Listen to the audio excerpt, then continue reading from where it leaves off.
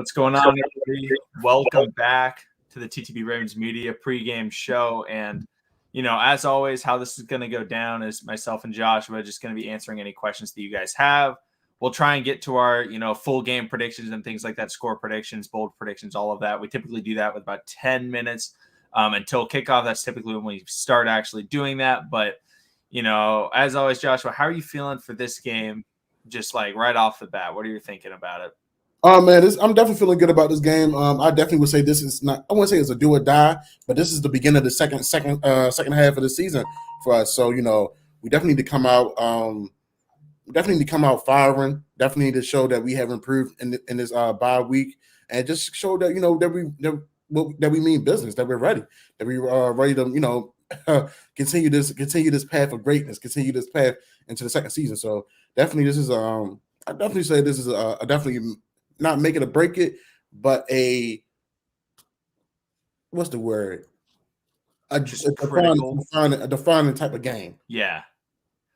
No, I totally agree with that. I mean, I think this is a massive game because this is the game that the Ravens get to make their statement of who they want to be, because they've really been just kind of iffy on everything. It's like, oh yeah, they'll do a little bit of passing, and then they'll kind of just go away from it, even if it's working. They'll do a little bit of running, and even if it's working, they'll still go away from it. Like they're yet to really establish that identity. And coming off the bye, I believe John Harbaugh is 10-3 with the Ravens coming off a bye week, so very good with there.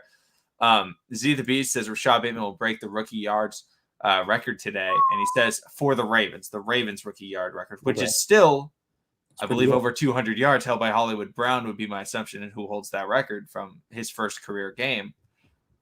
Is he? Let's talk about Rashod Bateman. How do you think Bateman's going to perform today in his, not really return because the game's in Baltimore, but he's playing against Minnesota, which he went to college at University of Minnesota. So right. What are you thinking for Bateman this game? Well, I mean, it's game 3. I know he'd be like a game time decision. I know he was dealing with an aggravating groin injury. But I definitely feel like he's going to play. I feel like he's going to continue to capitalize off of what he's been doing. So I mean, the Chargers game, he showed that hey, I can get the ball, I can move forward, I can even make a couple moves after I get the ball, and I can also go across the numbers. Game 2, he showed that hey, not only can I move the chains, but I can get us a good chunk of yardage.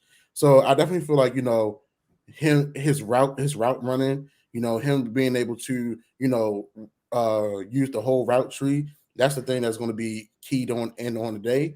And I feel like, he's going to make a couple people miss. Like I said, I'd love to see that matchup between him and, Patrick Peterson. You love to see those vets against those rookie matchups, man. So I definitely looking forward to seeing what he's going to do. I definitely feel like he's going to put up that 100 yards and maybe possibly get that touchdown as well. Yeah, and looking at Rashod Bateman for this game, the benefit is the Vikings are missing so many players. They're obviously missing their best player on defense, and Danielle Hunter. He's out for the year. But also, I believe Harrison Smith was added to the reserves today, so he's not going to be able to play. I believe they're missing their starting defensive tackle.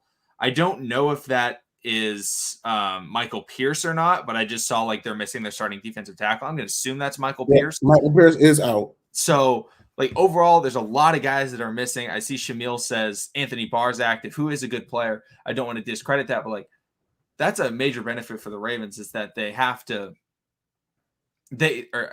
don't have to go against some crazy top end players. They can really test out their offense. And I don't want to say it's on a bad defense, but a defense that's missing a couple of pieces, and they can really see who they are. And so that can really help out Rashod Bateman. That can help out Mark Andrews. That can help out, the run game with Devontae Freeman and Le'Veon Bell and those guys, because Latavius is out. No Sammy Watkins this week. So a lot of things that I think the Ravens can take advantage of on offense in this game. The problem is the Ravens got to watch out for that Vikings offense, who have so many explosive players. And Jun says something really interesting. Says, depending on how Boyle is, I almost wish he was in for this one and rested for the Finns. Yeah, so Ravens play the Dolphins on Thursday Night Football, and a lot of players are resting this game that maybe could play, guys like Sammy Watkins and Latavius Murray. What I was reading was, it was yeah, they could probably play. and if the Ravens really needed them, they could have played, but like they were like, you know what, let's just rest them, get them ready for Thursday. And I think that's the same thing that they're doing with Nick Boyle if he doesn't play, which is unfortunate because I would love to see him play. But I don't know. I mean, both of these games are against teams that are, interesting matchups for the Ravens. So I don't think it's one way or the other. I think I'd rather have Boyle come back when the Ravens feel 100% confident that he's healthy and they can say, yeah, he can play the rest of the season rather than going, okay, you play this week, you'll sit out next week, and then you'll play in 2 weeks. Like, I feel like that's a little bit that doesn't get him in the groove of things. But what do you think about that? Yeah, definitely. Well, Boyle and Derek Wolfe are not playing Yeah. this Sunday, so I mean that's definitely a good thing. Harrison Smith is on the COVID list for the Vikings. So bets to Boyle and Derek Wolfe. Those guys definitely can help out on the offensive side and defensive side of the ball. We talked about that. I mean, how Chris Rushing was put on the designated list to come back too. So we'll get him. What's that? Today's week. This is week 8, week 9. So we get them back, possibly by week 13. But having those guys, back in the fray of things, helping us out, that's definitely what we need.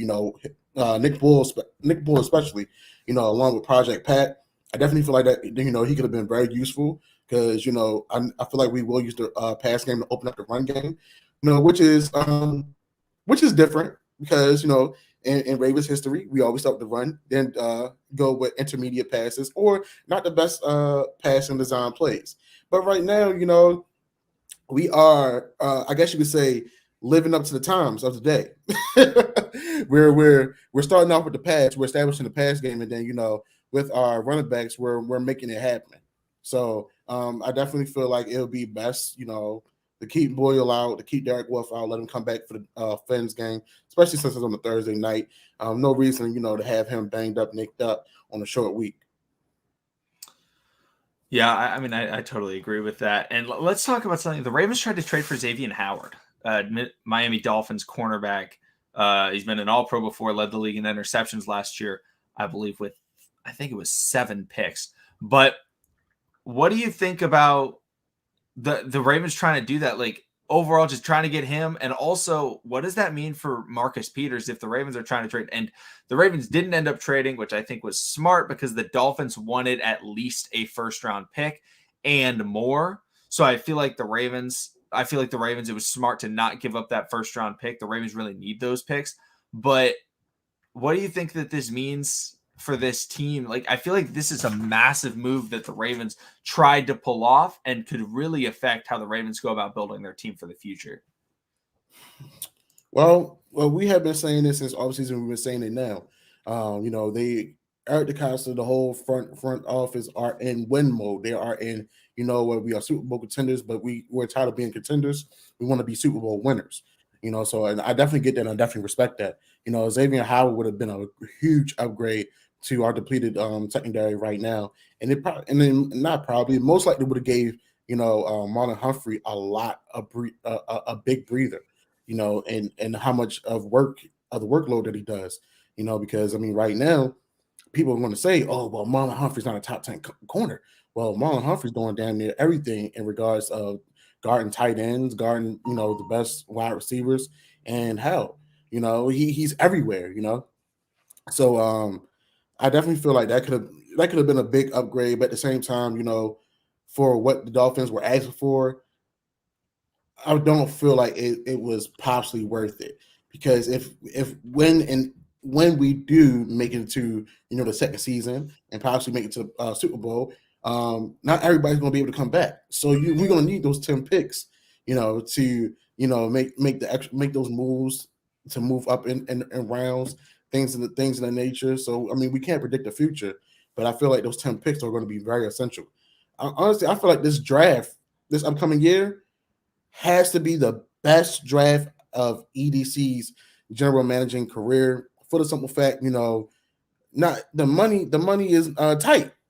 And if you want to keep on building around Lamar Jackson and keep on building a young style defense, he got to hit everything on the numbers. So I definitely understand why EDC didn't pull the trigger.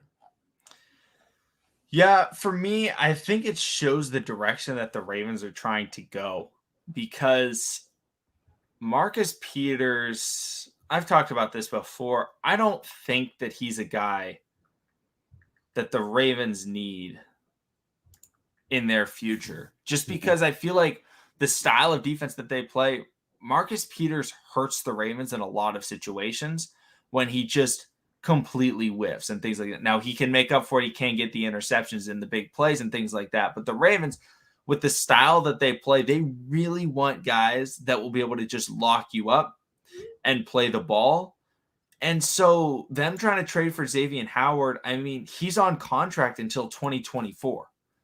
And that was them saying, hey, like if they make that trade, Marcus Peters is not in Baltimore. Like he's done in Baltimore if they make that trade. And, you know, he's making, looking at Xavier Howard's money, he's making about 14 million next year, 13 and a half after that, then 12 and a half after that. I mean, that's showing how much they really want to be paying in a cornerback. Like, I don't think that Marcus Peters is going to want a lot of money.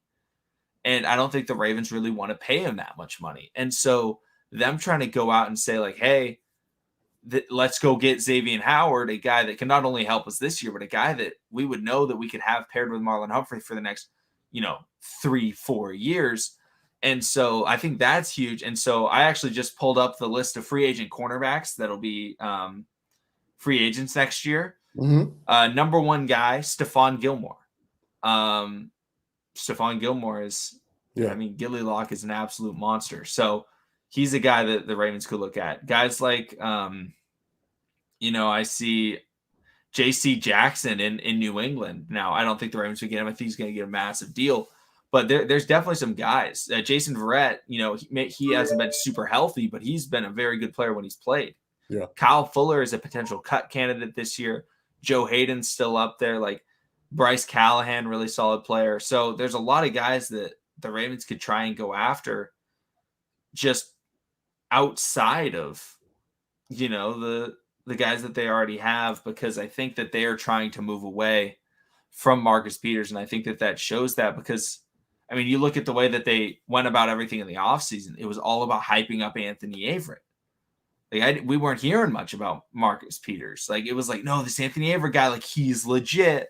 Yeah. And now, unfortunately, Marcus Peters got hurt, and so we never got to see like what the Ravens were going to do, because I feel like there were situations where the Ravens felt like, hey, they want Anthony Averett over Marcus Peters in some situations, because Marcus Peters gets absolutely toasted sometimes. He's a gambler. Yes. And the Ravens don't need that. He can hurt or break us. And honestly, I love what MP brings to the team. He's another guy, high energy guy, man. He reminds me of a Mark Ingram, Marshawn Lynch type of dude. He's a straight up baller. He's like the Russell Westbrook of the NFL, in my opinion. He stands on 10 toes, and if you got something to say to him, he ain't backing down from nothing. So I love that. I love that type of energy. And especially love that for the city of Baltimore. But like I said, he's a gambler. And sometimes, we've always questioned, like, what's always going on between Marcus and, the back guys in the coverage. But we've seen, since Marcus been out this season, that it's still confusion between Chuck and Deshaun Elliott. So that we can always blame on Marcus Peters. Yeah, that was something that we always thought that it was. Because they always look at each other, fuss with each other. That's one of those things that, like, the Ravens secondary, they need to be, with the defense that they play, like, it's so different than a lot of other defenses where it's like, overall, like, play your zone and all that. This is heavy man coverage, one-on-one football, which is very, very difficult. And so that's something that the Ravens just need to recognize. Let's see here. A lot of people talking about Henry Ruggs. See, guys, there's a lot of corners in this draft opposite of Marlon that would be very nice. Elam is an animal, dude. I don't know a lot about the corners in this upcoming draft, but Joshua and I have talked about it. I think the Ravens will absolutely be drafting a guy especially in the top 2 days. I'm okay with drafting a first-round cornerback if the Ravens feel like the guy that they draft is really solid. And I'm going to do a lot of scouting on all the cornerbacks and tackles and edge rushers and things like that. So, I'll obviously know a little bit more when we get closer to draft season. But, I mean, Anthony Averett, obviously, he was a third-round pick 3 years ago, I want to say. Maybe it was 2 years ago, but I think it was 3. Yeah. He's going to be coming in to a contract soon. So it's like, and I don't think Anthony Averett has shown enough to where the Ravens say, like, no, we really want you. Now, I think that they're okay with playing him, but I think that they probably will try and draft a guy in the first round because first-round cornerbacks, the Ravens are pretty solid at drafting. I mean, they haven't drafted very many of them, but like the last one that they did was Marlon Humphrey. And you know who else they wanted? They wanted Jalen Ramsey. Like that was the guy they didn't want Ronnie Stanley. Like they wanted Jalen Ramsey. Ramsey got taken. They're like, all right, I guess we'll take Ronnie Stanley. Still worked out for both teams, the Jags and the Ravens, I think. But overall, I think if they recognize like, hey, there's a first round cornerback, they should get him because that would be able to create that duo between Marlon and another guy. And Anthony Averett could be that cornerback 3, which I think he could be a great cornerback 3. It's just being that cornerback 2 that's very difficult because a lot of teams have 2 stud wide receivers. So if the Ravens can get another just like great man, big cornerback, they could really be set up to build themselves for the future. But what do you think about drafting a cornerback kind of that early to get into that mix with Marlon? Well, I mean, I know you said Anthony Averett being cornerback number 3. That means he will go into the nickel. Let's knock on wood, y'all. Tavon Young has made it to week 9. Let's knock on some wood, man. But our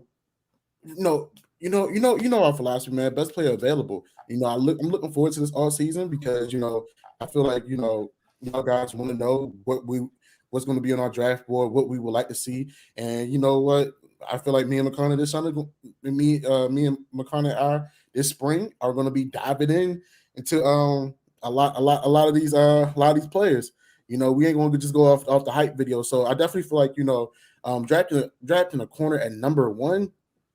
It's a definitely need. It's a definitely need. I mean, we're not giving up on Malik Harrison. We're not giving up on Patrick Queen. Those guys are our future as our linebacker core. I feel like this offseason we'll possibly part ways with Brandon Williams.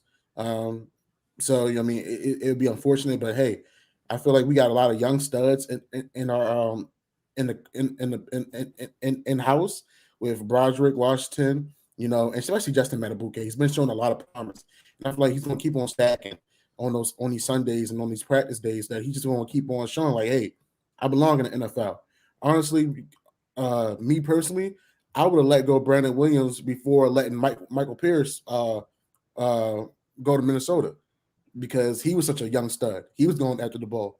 I mean, unfortunately, he's hurt, but still, he showed a lot of promise. So I definitely feel like, between right tackle and corner, it will be between our first and second pick. Yeah, and I see a really interesting question that I see, or not a question. This is Brock P says definitely rather build the offensive line and have a dominant offense than I'm assuming going after the defense. In this draft, what do you think that the Ravens need to address more? Is it the defense or is it trying to build up that offensive line so then the Ravens can have that dominant offense? Because in my opinion, the Ravens have Lamar Jackson and they have Mark Andrews, they have Hollywood, and they have Rashod Bateman. I think those are 4 guys that will be able to always have, if those guys are on the football field together, they will have a top 10 offense. No matter the offensive line, as long as it's just an NFL offensive line. If you give them University of Minnesota's offensive line, then no, they're not going to be a very good offense. But if they have an NFL offensive line, those guys are going to be able to put up a really, really solid offense. So in my opinion, I think building up the defense is a little bit more important. Now, that's not to say I don't want an offensive lineman because I do want some offensive linemen in the draft. Yeah. But I think that the Ravens, if they can build up that, it doesn't have to be the best defense in the NFL. But if you look at the last couple of years, the Ravens have had a top 5 defense. And that's what's helped them win a lot of games is like they get those big stops. And, It's Marlon Humphrey punching the ball out from Juju Smith-Schuster in overtime. Yeah. It's Marcus Peters baiting Russell Wilson and getting that pick six. Like for me, I think defense is overlooked in modern NFL. But if you look at what the Ravens have done this year, look at the Colts game. Like they needed a couple stops. They needed a couple things to go their way from the defense, and the defense was able to make those plays. And then obviously Lamar Jackson is going to be able to be Lamar Jackson. So in my opinion, when you have a quarterback as good as Lamar and you have weapons that he can get the ball to, and you have Ronnie Stanley at least coming back, expected to come back, I feel like it's more important to build up this defense. But that's not to say the offensive line isn't something to address. But what do you think? I definitely agree in having a dominant offense. But let's think about it. The last team that just won a Super Bowl, what did they have?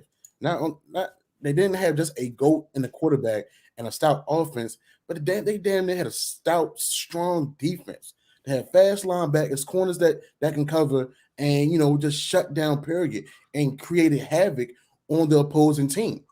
And honestly, y'all, I mean, being a Ravens fan, I've been a Ravens fan since '90s when we won the first Super Bowl, 2000. So I've been 2000, so I've been a Ravens fan since '99. So that was when I was about 4 or 5 years old.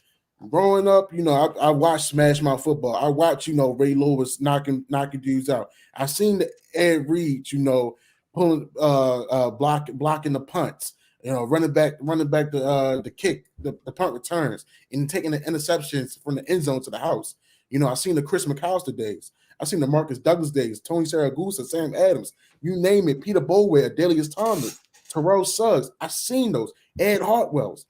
And I'm calling off hitters, So what do I want? For the Ravens to do? Continue building a strong defense, because at the end of the day, defense that really wins you championships. You can have a high-powered offense, but if you have a defense that's stacked just as much as a high-powered offense, they're going to null each other out. Yeah, absolutely. I see something funny right here. Justice Hill's brother, Daxton, free safety, corner for Michigan. D coordinator was the former Ravens linebacker coach, jack of all trades, 4.3 speed, athletic freak, got to watch for. I saw one thing and I was like, nah. He's from Michigan. You know what? I'll say this. The only guys I would take from Michigan right now is the running backs. Lightning and Thunder. Me personally, I like Blake Corum. Like I say, he's a Baltimore kid, and he went to my high school. So that's the only guy I would take. Yeah, I don't trust the Michigan guys because the Ravens just don't work in Baltimore. I don't know why. Yeah. The Ravens just reach on so many Michigan guys, but I mean, he could very well be very good. So I don't know. That's something to look out for. But also, I don't know if you guys heard, but Odell Beckham Jr. is expected to clear waivers and become a free agent. Where do you think he should go, Joshua? I mean, or will go? He wants to go to a playoff contender team, but at the end of the day, he doesn't really have a choice. So, I feel like somebody like Houston may pick him up. I don't know if the Dolphins have the money to pick him up, but one of those teams. I don't know. It's going to be one of them lackluster teams, or maybe Washington. I don't know what their money looking like. But if Washington picks him up, him being an NFC, they got a nice little young core, honestly, between Curtis Samuel, McLaurin, Gibson. I don't know who. I think Heineke is still the quarterback right now, but that they got a young defense. They got a nice group of defensive players on that in Washington that can play some good ball. So maybe Washington. Yeah, I think Washington would be an interesting team. I want to see him go to the Packers. I think that would be the most fun to watch. That would be interesting. But I honestly don't know their cap situation whatsoever. I see Yitzhak says our rookie cornerback Sean Wade is inactive for the Patriots. We should try to trade for him back. That's tough. I mean, somebody mentioned earlier that we should try and get a new slot cornerback. The Ravens tried to do that this year. They just traded him away. Yeah, it was just we had a deep corner class. Honestly. Was that a mistake? I don't feel like it's hurting us right now. Tavon Young's I'm not going some wood, y'all. He done made it to week 9. He's playing solid. He's right now, in my opinion, one of the damn best tacklers on the team. That's really sad. It's really sad, but it's true. See a lot of people saying the Raiders. Raiders could be a team that he goes to. Yeah, especially with the missing of Ruggs. That could be another booster, with everything that they got going on in their locker room and stuff like that. They just gotta, the interim coach, Derek Carr, they gotta lead those guys into battle and keep them war ready. So I definitely feel like that can be an interesting pairing. Yeah, and Giovanni says we are last in passing defense. And Josh, I'm gonna ask you this. Why are we last in passing defense? Is it because we can't get to the quarterback, or is it our secondary not covering? Like, what do you think is the bigger factor in the Ravens' lackluster pass defense? Is it the pass rush or the coverage? I feel like it's hand in hand, honestly. I mean, this is something we've been talking about all season, and even during the season. We haven't really had a pass rush. We're not using Odell Way correctly in regards to making him a NFL defensive end, so there's that issue right there. I mean, Justin Houston, yes, he's on the back end of his career, but he's still able to produce. He's not producing as much. We're just not getting to the quarterback. We're just not getting to the quarterback. And then with us running zero man coverage, blitz packages all day, every day. Sometimes our corners do play the wide receivers a lot. And honestly, this first half of the season, that secondary been looking confused a lot. So, it's been a lot of open plays to the guys. I mean, hell, look at that one play in overtime with the Raiders for them to get a touchdown. That was a blown coverage, a post route to the end zone. I mean, who was guarding him? What happened? I think that was Marlon. Yeah. Even in the Chiefs game, yeah, Marlon wasn't guarding Tyreek Hill, but last name was Robinson. He played the wide receiver so much that he didn't turn around. He didn't turn around quick enough where he could have batted the ball. So it's honestly going hand in hand. Yeah, for me, I think it's the pass rush, just because the corners, they can't be asked to cover guys for that long, and the Ravens are not getting home at all. Like, it's just, I'm going to say that, and the Ravens pass rush is going to be amazing today, but the Ravens they're not getting there. Justin Houston, he's beaten his guys a couple times. Like, he gets after the quarterback and he's not getting there. Right. The quarterback's evading him. And then all of a sudden they just buy some time and the guys are still open. The only guy that seems to beat the guy and then actually get to the quarterback is Odafe Away. Mm-hmm. But it's not something where he's consistently beating his tackle. That's just his freak athleticism, being able to say oh, if I actually beat him, quarterback's coming down. And he's still not 100% with that. It's just so much lackluster play in the pass rush. And even when the Ravens blitz, even when the Ravens send 5, it's just something that overall they're not getting through, even when they're all in one-on-one. And that's something that the Ravens need, and that's something that the Ravens don't have. And so when nobody's winning their one-on-one battles and they have to blitz 6, then it's literally a one-on. They have to run cover 0 if they're trying to get pressure on the quarterback. Yeah, absolutely. Or if they run the right, a good stunt and they're able to trick the offensive line into getting a sack. That's a bit different. It's still just not. Nobody's beating anybody off the line, and that's a major issue. And that's what we talked about this last offseason that the Ravens needed. And what's very annoying is that Matthew Judon is doing that. He has the same amount of pressures that he had last year, and it's only been 8 weeks. It's 39 pressures or 36 pressures, something like that.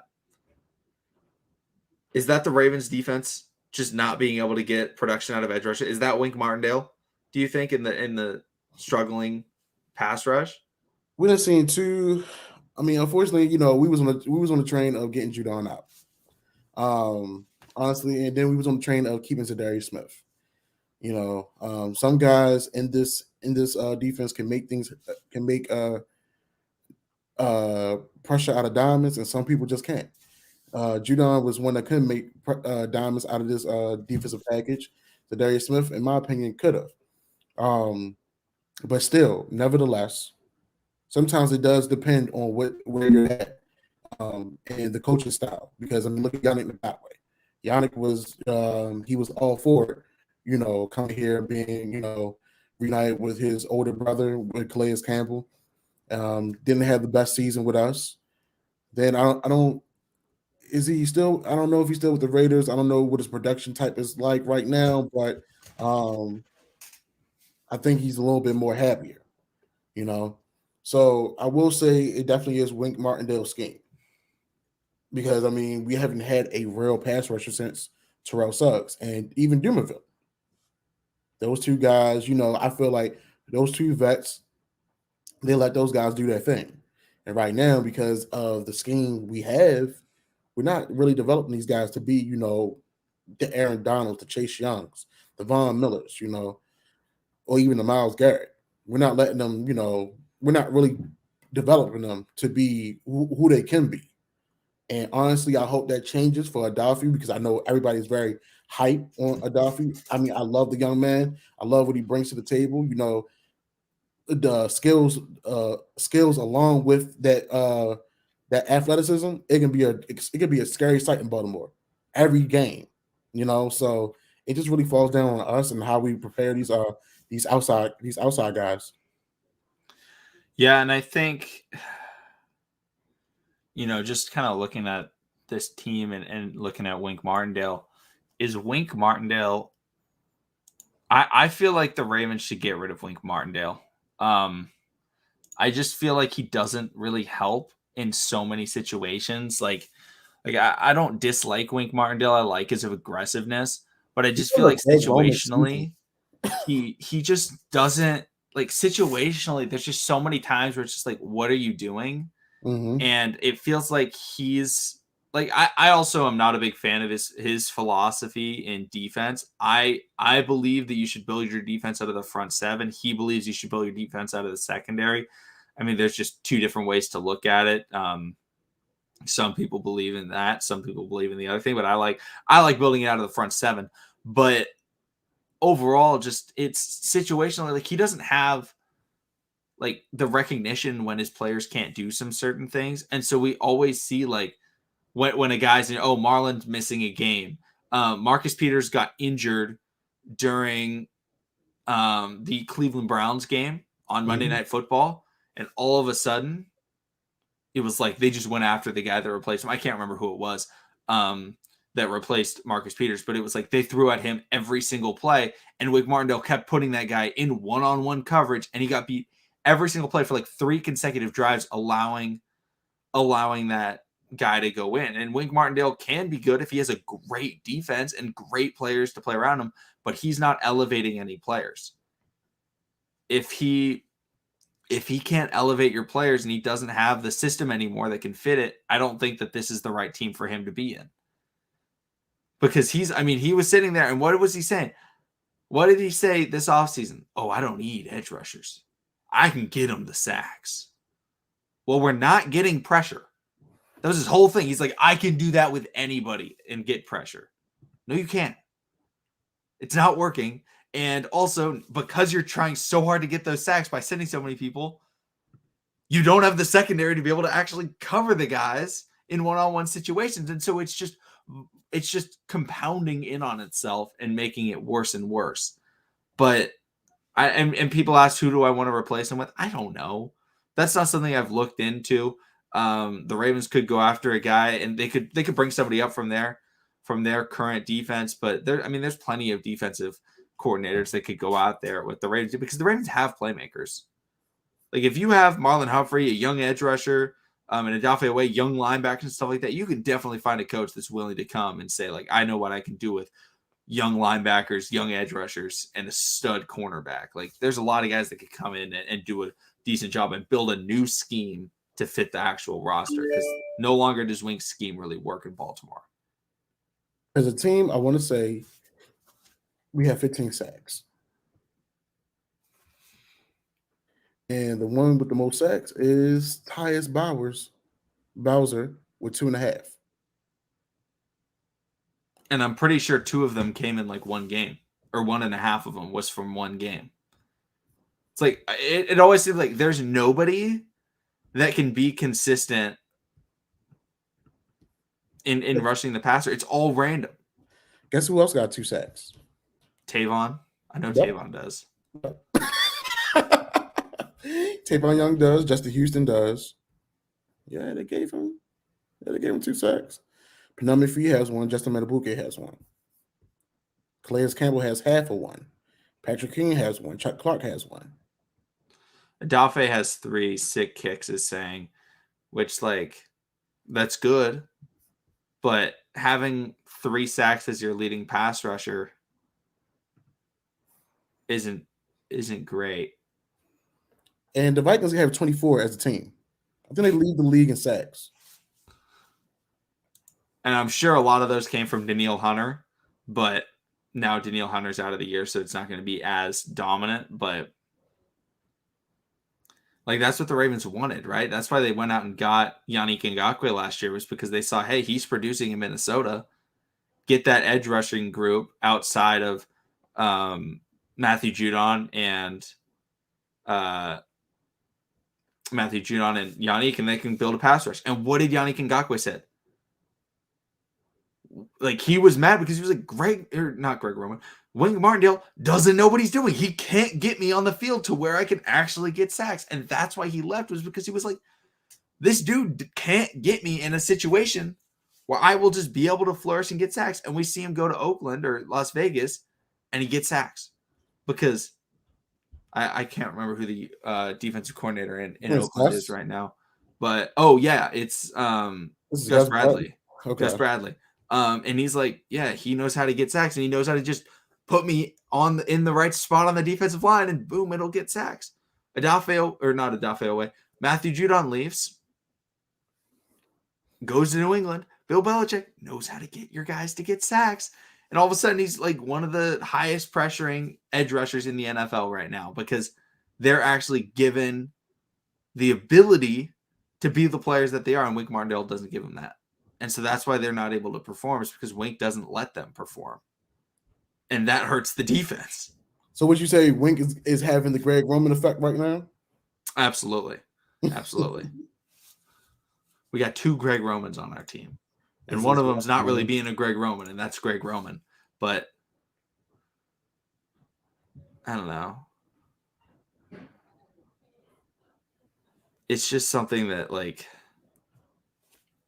the Ravens got to analyze and figure out, like, what do they want to do?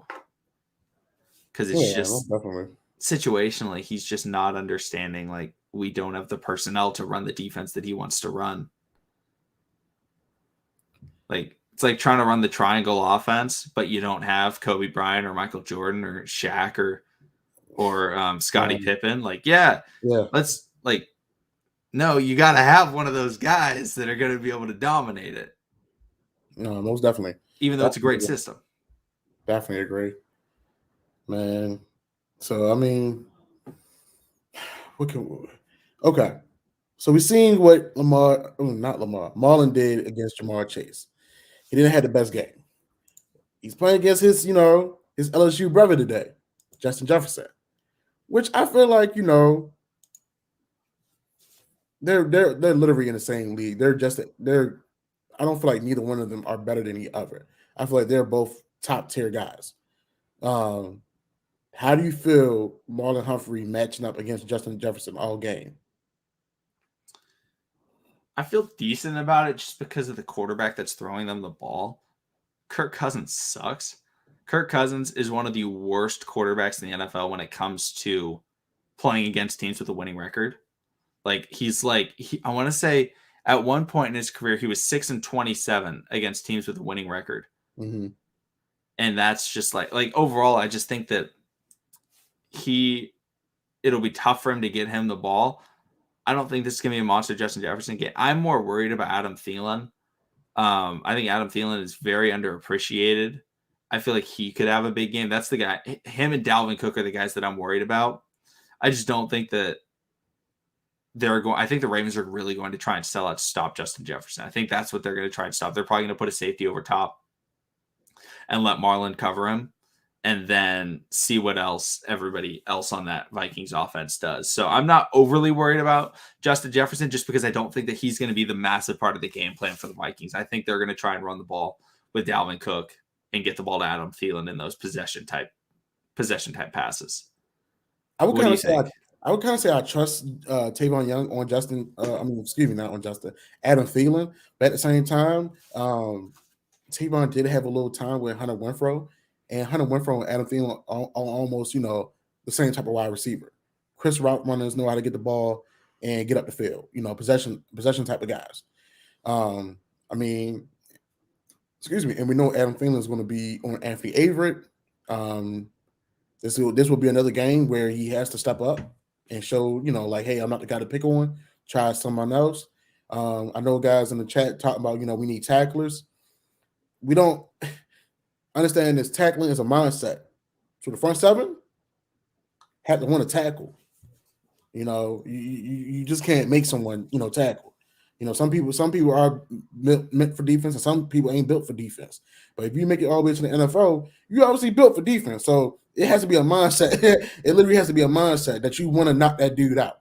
So if we don't wrap up on Dalvin Cook, it can be a long day for the defense. We've seen it happen against pretty good run teams. So I definitely feel like that Justin Jefferson, Marlon Humphrey, if Marlon can keep him down to maybe about 3-4 catches, maybe about 50-60 yards, and we worry, and then everybody else step up with Adam Thielen, the tight end that they have as well. I forgot his name, and even with Dalvin Cook, we can definitely secure the win. Yeah, and Julian says a great point. I'm worried about Kirk checkdowns and our tackling issues. There could be some serious yak issues. Yeah, if Dalvin Cook catching the ball out of the backfield could be a massive problem for this team. That's something that we got to worry about. And let's start talking about like kind of some bold predictions and things like that, or not bold predictions, just kind of overall game predictions. What are you thinking is going to happen in this game, Joshua? How are the Ravens going to approach it, offensively and defensively? Honestly, I feel like the Ravens. I feel like the Ravens are going to be on a more passing, pass heavy attack, especially with their defense. Some of them missing the key pieces. They're going to establish the pass game, then open up with the run game. Since they are missing Danielle Hunter, Michael Pierce, those guys like that. I don't know about. I know Kendricks is playing, but I don't know about Anthony Barr. I definitely feel like they're going to utilize Devontae Freeman, since Devontae Freeman showed that he can finally get up the field, run north and south, things of that nature. Defense, I don't feel like defense is going to do a lot of craziness. I think it's going to be more focused on like, hey, hitting those gaps, shutting up the blocks, and actually securing those tackles, things of that nature. I feel like they're going to throw a couple monkey wrenches, the whole kitchen sink at them every now and then. But I feel like it's going to be a more conservative style of defense played today.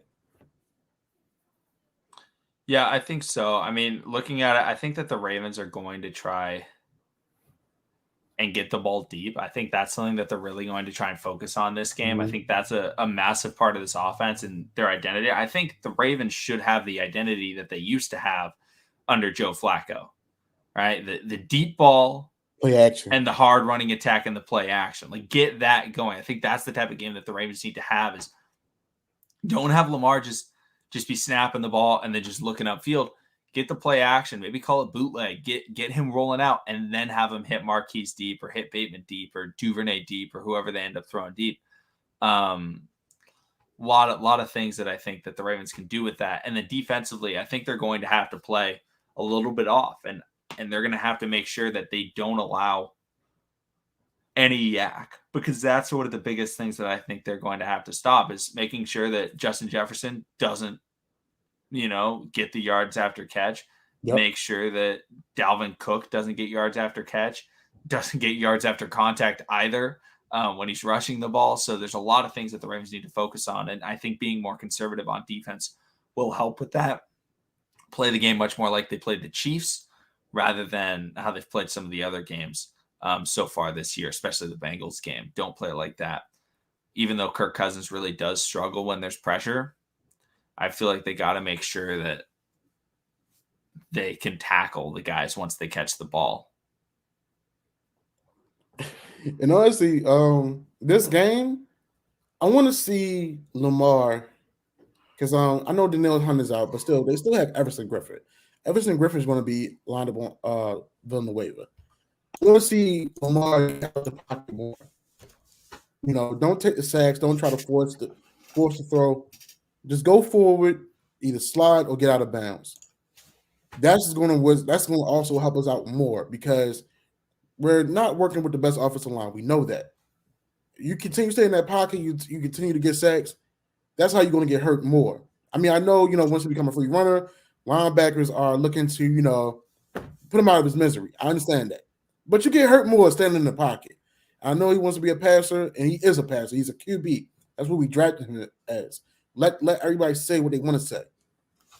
Use them God-given talents to keep doing what you're doing, which is win us games and keep the chains moving forward. So I want to see him run out the pocket more, especially when he needs to, and not overthink it. Yeah, absolutely. And now let's kind of get into the final thing that we always do. Let's get into kind of some of the bold predictions that we have. Let's start with offense, Joshua. What is your bold prediction for the Ravens on offense? Just because we have Rashod Bateman coming back, this is his third week, getting to groove with things. I see the offense going for between 250 and 350 passing yards, possibly 4 touchdowns. Marquise with 2, Mark Andrews with 1, and Rashod Bateman get that first one. I think that's pretty fair. For me, offensively, I'm going to say we get that big rushing touchdown, that 40-plus yard rushing touchdown that we've been waiting for, and we get a Rashod Bateman 100-yard game with a touchdown. Nice. I like that. I see Sick Kicks says Bateman player of the game. I think so.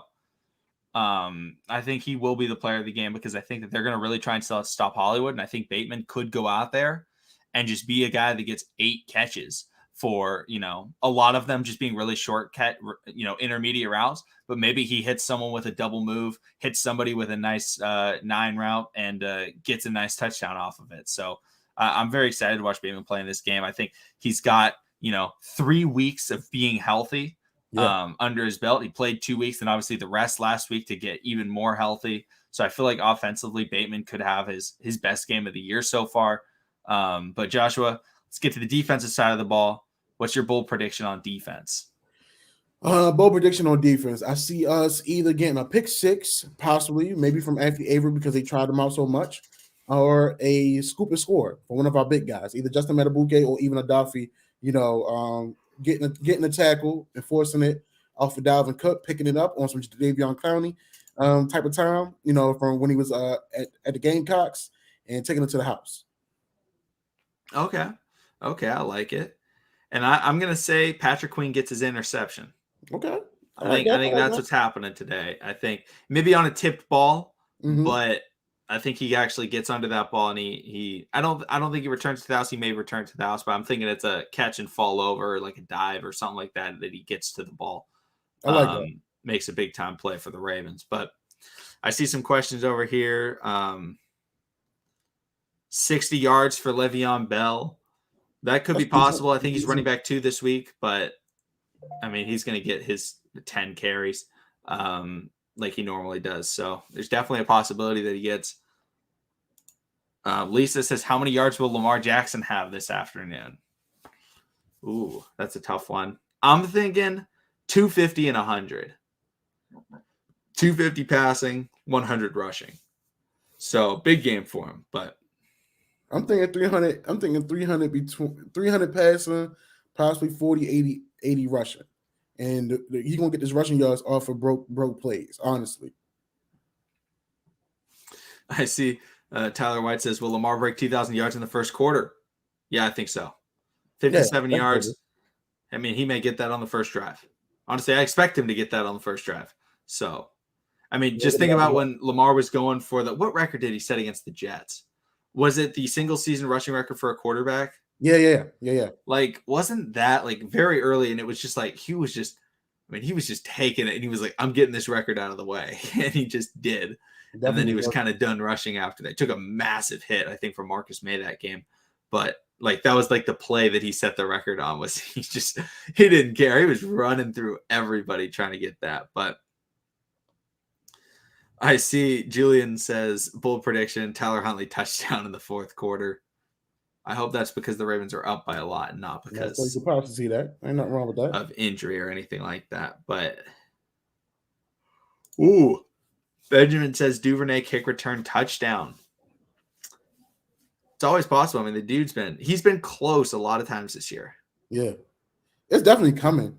Honestly, I feel like it's going to come when we really need it. So you never know. I mean, the last time we played the Vikings was in the snow. We know how that game was going. I mean, Odell Beckham, Jacoby Jones, that was some of the best games those guys played. So you never know. You never know.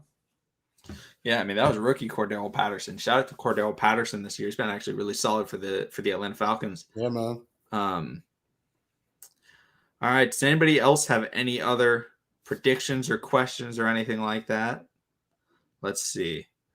Any news on Sammy Watkins? So Sammy Watkins expected to play today. However, he woke up with some soreness and was like, you know what? It's not worth it. So he's not going to play today. But luckily, the Ravens are playing on Thursday. I think him not playing today just signifies, like, no, he'd much rather be ready to play on Thursday Night Football. But I don't know. I mean, yeah. I mean, I don't think it's anything like crazy serious or anything. It was just, hey, make sure that he's 100% healthy before we get him back on the field. And I like that from the Ravens. Not trying to force anybody back out there. Because whenever you force people back on the field when it's too early, a lot of times they get even more injured. So, right. I see Mark Andrews 2 touchdowns. My fantasy team would appreciate that. Florida boy's going to show out on Thursday night. Oh yeah. Oh yeah. Should be a lot of fun. Game, I believe it's in Miami. So Lamar Jackson playing against the Miami Dolphins. It's always fun. Honestly, the last 4 times the Ravens have played the Dolphins, I'm pretty sure they're outscoring them by 120 points, man, which is ridiculous. Sure, they wild out for sure. I love it. Vikings have their top 4 defenders out. Lamar might put up 40. I really hope that this is the game where the Ravens stick it to even the Chargers game. I felt like the Ravens still weren't even playing that well, even though they won by a lot. It was a collective team win, honestly. Yeah, I want to see the Ravens actually go back to the 2019 Ravens where it was they would put up 40 and it was a convincing 40 where you watched the game and you thought they put up 100. Mm-hmm. That's kind of what I'm thinking. Sick Kicks, thank you so much for the super chat. Says salute to you guys. Let's get this W. Let's go, Flock. Absolutely. We getting ready. We are excited. And so Son of Eric says Hitman, Daniil Pierce, and Pat Peter are out. I'm assuming that's who he's saying are out. So I'm assuming Harrison Smith is Hitman, Daniil Hunter, Michael Pierce, Patrick Peterson. So yeah, I know those 3. I know Patrick Peterson is out. Okay. So Cam Dantzler, I think, is cornerback 1. All right. Let's go. I'll take that. Most definitely. Oh, yeah. Oh, no. Void says pulling Omni-Man versus Invincible in Minnesota. See, the issue is Omni-Man gave up fighting Invincible. Remember, he let him go. We need that final kill shot. We need Omni-Man versus the what was the superhero squad name? Was it the Global 6 or whatever, the Super 6? I don't know. I can't remember what the superhero team that he just completely demolished in the first episode was. But yeah, have an Omni-Man level performance. I love it, man. I love it. The Ravens will be the Viltrumites. But yeah, Lamar Jackson owned the Dolphins in 2019. My favorite Ravens-Dolphins game was the first time the Ravens wore the Color Rush jerseys, and they played them on Thursday Night Football with Tony Romo calling the game. And I think C.J. Mosley had the pick 6 to make it 40-0. Tony Romo was seeing but Tony Romo, when he commentates games, it's he sees the plays before it happened. Unfortunately, he couldn't see the plays before they happened when he was playing. But hey, I give it to him. He's a better color commentator than Booger McFarland. Oh, he's way better than Booger. Booger doesn't know what he's talking about. Oh man! Shout out to Purdue with the upset yesterday. Oh yeah, you see that trick play that they came out with? Yes, I love that. Nasty. Oh man. Man, this college football season is going to be very interesting. I did not know Cincinnati was ranked number 6 in the top 25. I'm like, whoa, hold on now. Hold on now. This ain't the first time though. Cincinnati almost choked. They ran the QB sneak and fumbled the ball. Yeah, Tulsa, lucky Tulsa, came up short, most definitely. The Alabama LSU game, I think this is probably some of the worst recruiting classes out of both schools right now. Yeah. All right, everybody. I think that's going to do it for the pregame stream. Thank y'all for coming in. As always, make sure to come through to the post-game stream and things like that. But thanks, everybody. We'll see all of you again after the game.